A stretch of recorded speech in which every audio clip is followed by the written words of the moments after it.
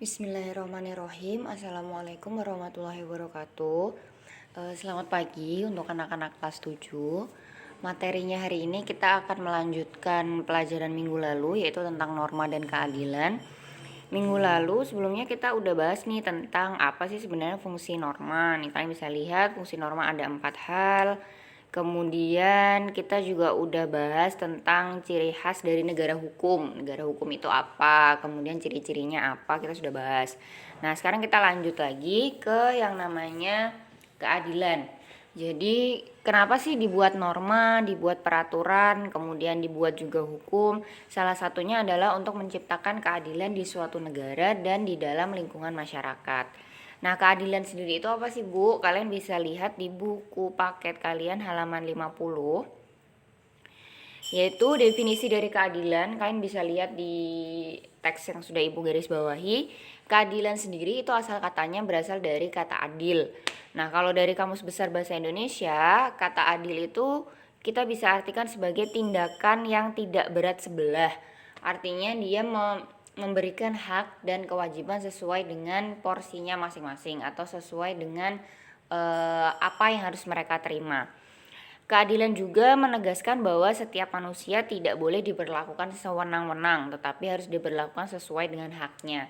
Nah, kalau singkatnya atau gampangnya itu keadilan atau sifat adil itu kita menjalankan sesuatu sesuai dengan hak dan kewajibannya atau sesuai dengan porsinya masing-masing. Nah, nilai keadilan itu memang harus ada di setiap kehidupan kita berbangsa, bermasyarakat, ataupun bernegara, baik berlaku secara hukum ataupun secara normatif. Nah, nilai-nilai yang harus terwujud dalam keadilan itu ada 3. Ada keadilan distributif, kemudian keadilan legal, dan keadilan komutatif atau kumulatif.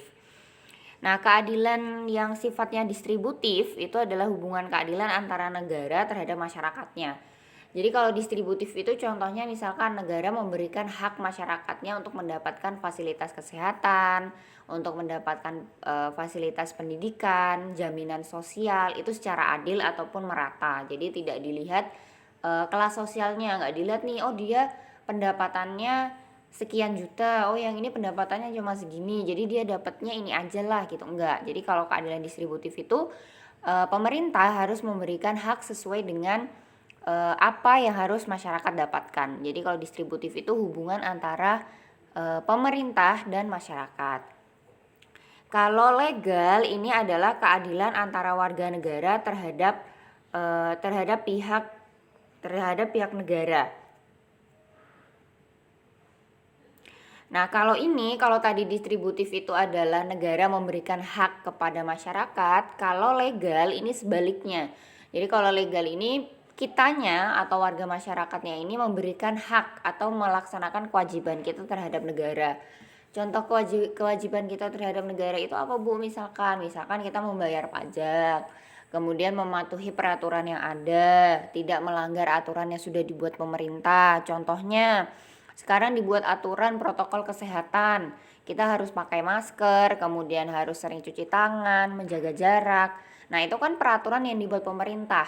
Nah, kemudian keadilan legal yang harus kita lakukan apa? Ya, kita menjalankan peraturan yang sudah ditetapkan oleh pemerintah. Kita pakai masker, patuhi protokol kesehatan, rajin cuci tangan. Nah, itu salah satu juga bentuk keadilan.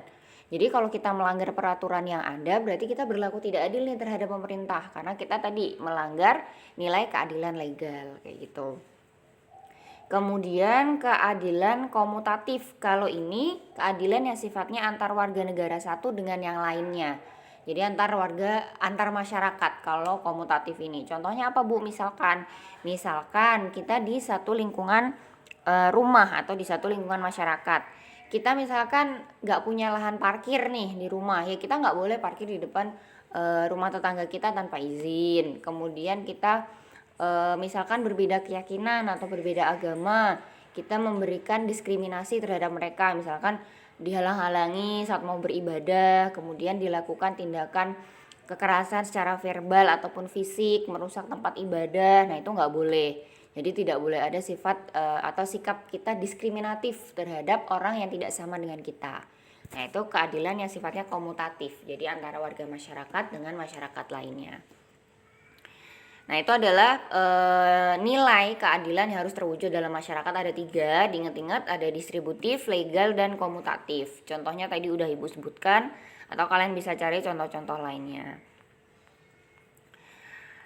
Kemudian dari sikap keadilan tadi diharapkan kita sebagai warga masyarakat itu bisa melaksanakan atau bisa menumbuhkan perilaku sesuai dengan norma ataupun dengan peraturan yang ada di kehidupan sehari-hari. Kalian bisa lihat di halaman 54 sikap apa aja sih yang nantinya akan tumbuh ketika kita menjalankan norma ataupun kesadaran terhadap peraturan yang ada. Pertama, nanti akan tumbuh sikap yang namanya ketaatan. Ketaatan itu apa? Ketaatan itu adalah sikap patuh pada aturan yang berlaku. Jadi yang pertama kali tumbuh adalah sikap ketaatan.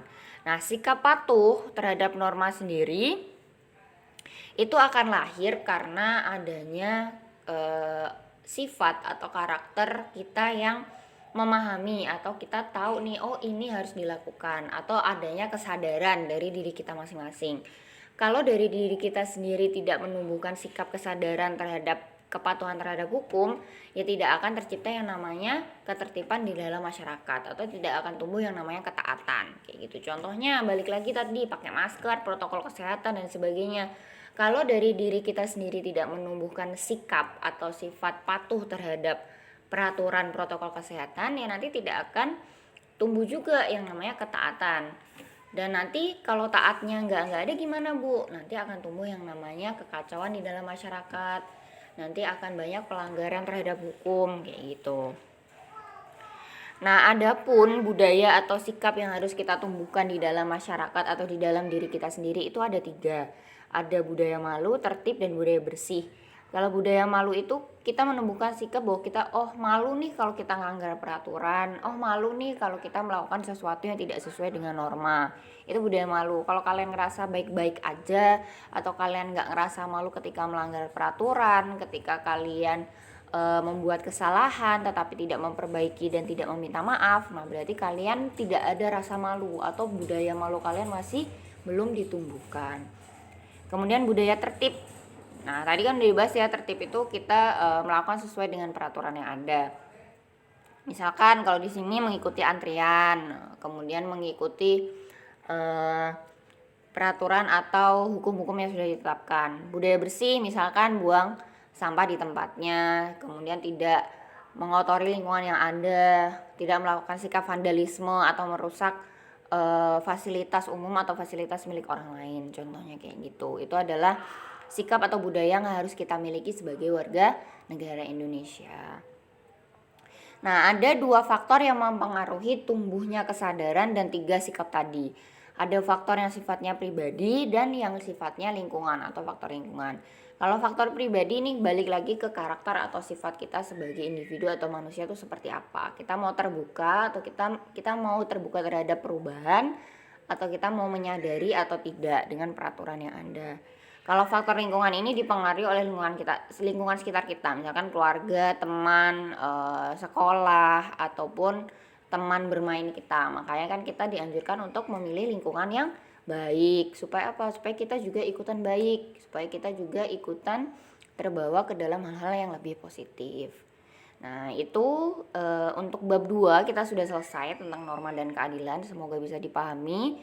Apabila ada yang mau ditanyakan, boleh langsung ditanyakan. Jangan lupa dicatat materinya. Sekian dari Ibu. Wassalamualaikum warahmatullahi wabarakatuh.